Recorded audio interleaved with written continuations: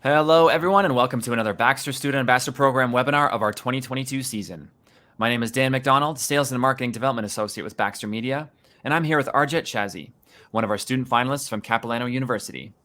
Now, just before we get into things, I'd like to give an enthusiastic shout out to our program sponsors this year. We have Manulife, Propel, powered by Tourism HR Canada, ACTA, the Association of Canadian Travel Agencies, TIO, the Tourism Industry Association of Ontario, and SCAL Canada. Thank you for helping to make BSAP a continued success. I'd also like to let everyone know that at the end of this webinar, you'll have the chance to submit a question or two to Arjet. To do so, please type those into the Q&A section of the public chat box, which should be towards the right-hand side of your screen. And without further ado, I will now hand things over to Arjet Shazi. Welcome, Arjet. Thanks for being here. Thank you, Dan. Thank you. So my destination of choice for today it's Albania. I'll be presenting today Arjet Shazi for Baxter Student Ambassador Program. Just before I start, I would like to do a land acknowledgement. I acknowledge that where I work, study, and live is located in the unceded territory of the Coast Salish people, including the territories of the Musqueam, Squamish, and Tsleil-Waututh nations. A little bit about myself. I moved to Canada in 2012. I'm studying at Capilano University for the Bachelor of Tourism Management on the fourth year. My jobs are venue supervisor at mass vaccination clinics, now coming to an end, customer service agent for Pacific Coastal Airline, and port agent for Destinations North America, dealing with cruise lines. Why choosing Albania? It's a destination that's becoming a hot topic definitely in the past 10 years and more on. Some of the major newspaper and magazines, such as the New York Times, the Telegraph, the Guardian, make Albania as the city poised to become Europe's next affordable creative haven, why it's time to put this ancient country on your holiday wish list, and so on. Just a little bit of where Albania is. It's on the southeastern Europe, bordered with Greece, North Macedonia, Kosovo, Montenegro, and Italy on the other side. So as you can see on the photo, half of the country is on the Mediterranean side of, and the other half is very mountainous next to the borders. It's an area of 28,750 kilometers square with a capital, Tirana, and the population is 2.8 million. A parliamentary republic, independent since 1912. With everything that's going on in the world, is very important for these next few slides to discuss about Albania's multi-religious and harmony in the country, as well as safety. Once the world's first atheist country, Albania is now a model of religious coexistence that the whole world should follow, set by Pope Francis, who went on a tour in 2014. As well as he said, Albania's climate of respect and mutual trust between Catholic, Orthodox, and Muslims is a precious gift to the country. Following on with the enlargement of the European Union, the country has been an official candidate since 2012, where they got a few reforms they had to work on. And only last year, 10 years after, once the reforms were all done, the Commission informed the Council that Albania has met the remaining condition to be fulfilled prior to the holding of the first Intergovernmental Conference of Accession Negotiation Talks, which will take place this year. So Albania is only one step closer to join the European Union as well. Safety of the country, it's been a NATO member since 2009, as well. If you go to the from the official Government of Canada website, you can see it only says take normal security precautions to its citizens, as well as the UK advises its citizens public security is generally good, particularly in Tirana, and Albanians are very hospitable to visitors. Crime and violence does occur in some areas, but reports of crime specifically targeting foreigners are rare. From once Korea of Europe to now open and welcoming to all, we will stop more in depth on the first photo of dark ages later on. Right now, we will focus on how welcoming the Albania has become and the country has opened up. Travel demographics, according to the Albanian Institute of Statistics, Albania is a tourism destination preferred mostly by the age group 25-44 years old, which make up to 42%, followed by the group age 45 to 64 years old. This table over here that was taken from the Instat Albania shows arrivals of foreign citizens according to regions. Mainly is Europe, but also the North America and America in it does have a large volume of tourists. As we can see from 2014 to 2021, has been a hopping almost 1 million tourists extra per year. Of course, with the differentiation of 2020 due to COVID-19. And also the arrivals of foreign in Albania by purpose of travel has been mainly for holidays. which is about 5,411,000, and also visit relatives and etc. This next page shows the Eurocontrol. It's basically a comparison of this week's March 2022 to a comparison of 2019 pre-pandemic, these European countries, the flights departure and arrivals. There are about 40 European countries that still haven't gone back to how it used to be pre-pandemic. On this next slide, we can see the only country that not only went back to pre-pandemic numbers, but also exceeded by increasing 18% is Albania on tourism.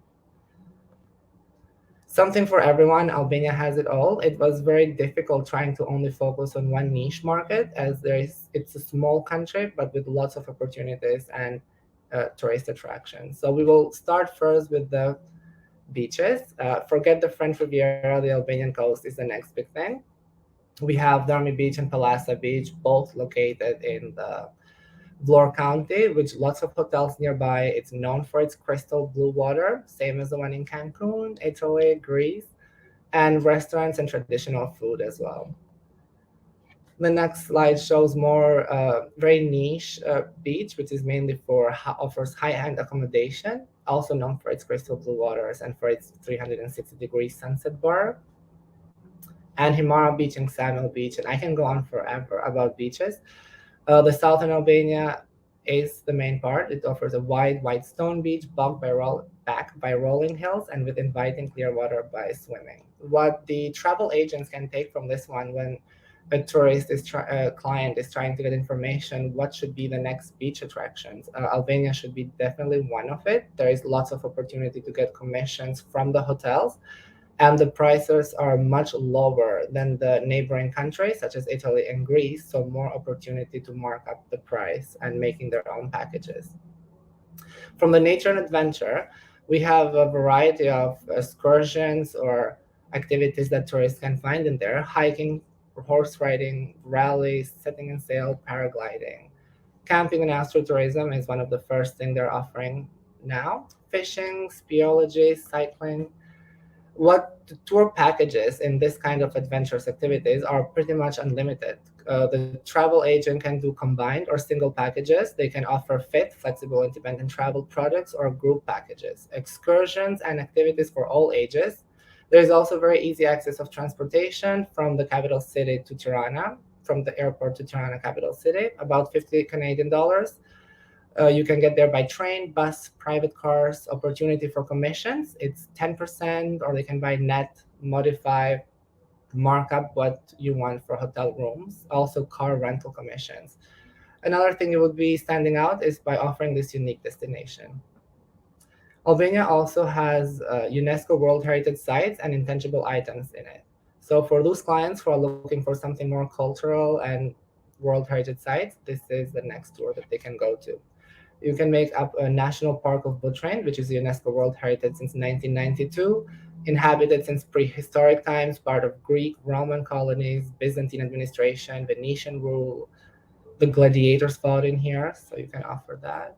Gjirokastra, the Stone City, it was declared a museum city by the Albanian state in 1961, and then followed by a World Heritage designation in 2005. The entire city is made by stone.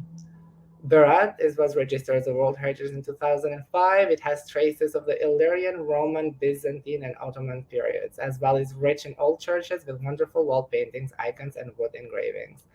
Another very unique thing that you don't hear very often is the Albanian folk xylophony, which in this day, in November 25th, 2005, Albanian folk xylophony was added to the list of masterpieces of the oral heritage of humanity protected by UNESCO. So those group of tours that will go into these heritage sites will be able to also hear these ancient echoes. This is just an example how a tour would look like, kind of made up. It's an itinerary for UNESCO Heritage with day 1, day 2, 3, and 4. The tour package includes the itinerary. The price definitely will vary, but 1,800 to 2,500 Canadian dollars. Travel agent can create its own package with the best hotel or where they can get the best commission off, flight and attraction ticket deals as well. Opportunity to mark up the price, opportunity to be one of the first promoting this destination and this tour package, and also travel agents can book directly from the government tourism office or Viator and GDS like Sabre. The dark tourism, This is our suffering yesterday is your entertainment today. It was not taken welcomed very well by obviously citizens living in the country, but the dark tourism is a thing. It's also a new trend re-emerging again. It all goes back to the past. The dictator Enver Hoxha, he was in the office from March 1944 until July 1985. So it's still very fresh. Uh, he basically what he did to the country, it was a closed country, built at 750,000 communist era concrete bunkers, prison, concentration camps. Religious was illegal, destroying churches and mosques, murdering the clerics, illegal to watch TV, persecution, and lots of communist era architecture. So what the tourists can see during this dark tourist attraction is the one of the bunkers. Two of them actually have been transformed into museums where they can walk in and see all the people that either have been murdered, have not been found, the bunkers, how it was supposed to work in case there is a bomb gonna happen in the country and how it would be hidden, and also torture chambers. They can also visit its residence, which was completely shut down from the public until very late years.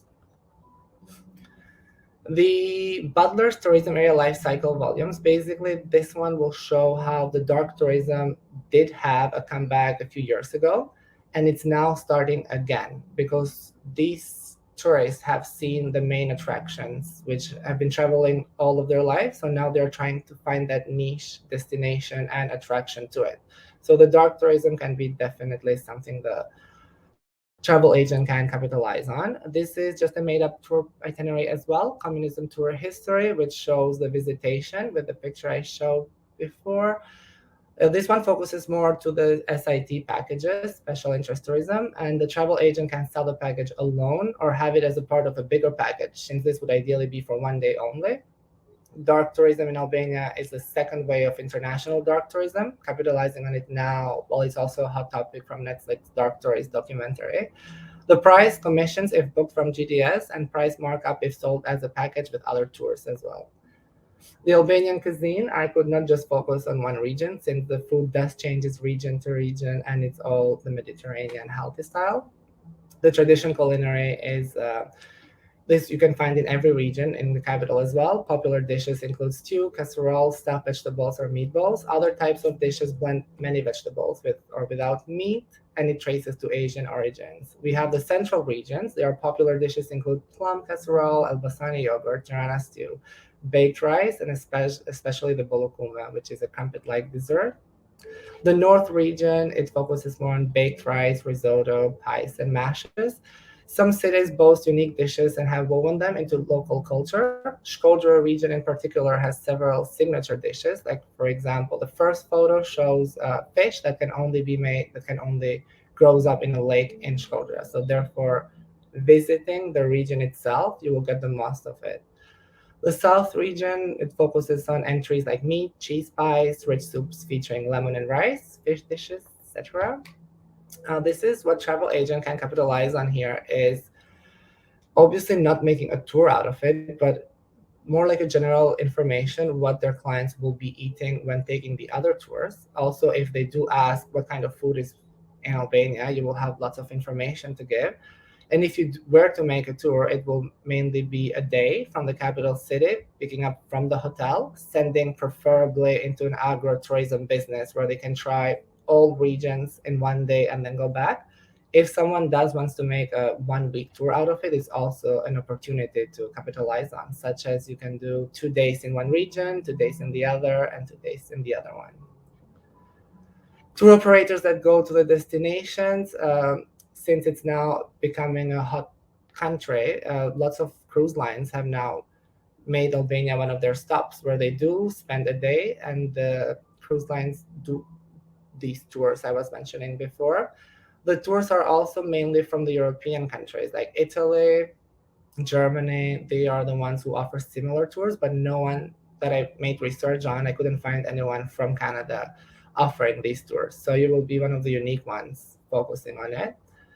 The travel insurance, speaking with multiple travel agents, one of them that made more sense was insurance. She said is my number one seller, and it's key that this conversation happens at the very beginning of planning.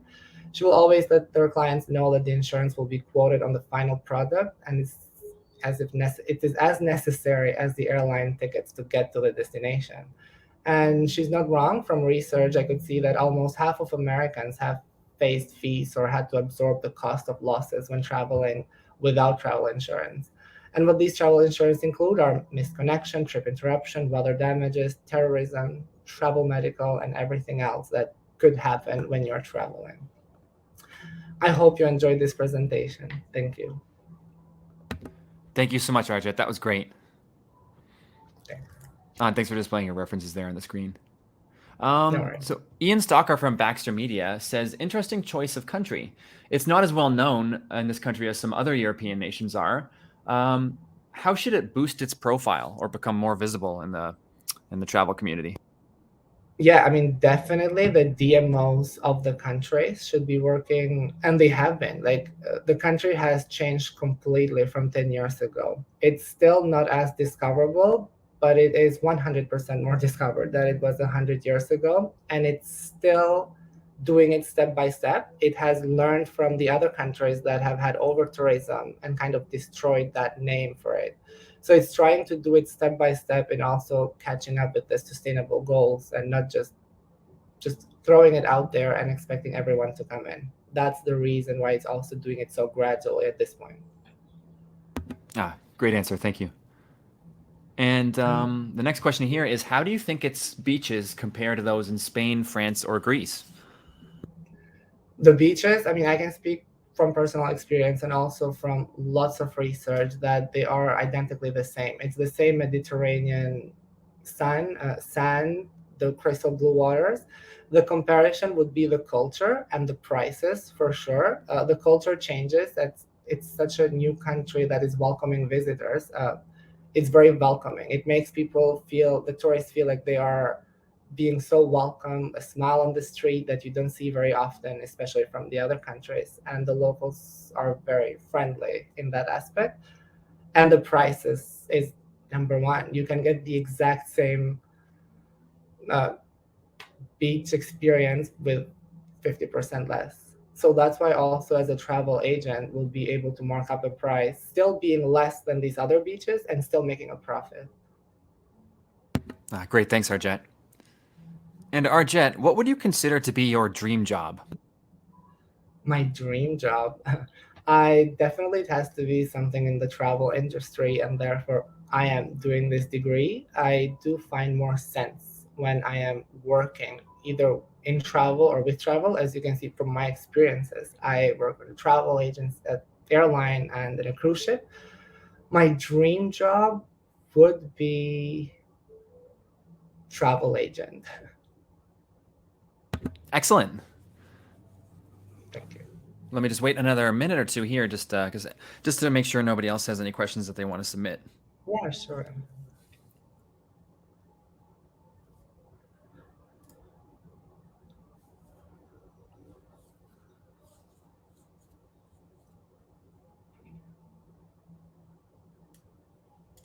I do believe that's it for the submitted questions. But I'd like to thank everyone that attended this webinar today. Thank you all so much for being here and for supporting the Baxter Student Ambassador Program in its 8th year. And Arjet, thank you so much for your fantastic presentation. It was great having you here virtually with us today. Thank you. So me or another member from the BSAP team will be in touch over the next couple of weeks. Talk to you soon. Thanks. Bye. Take care, everyone. Bye-bye.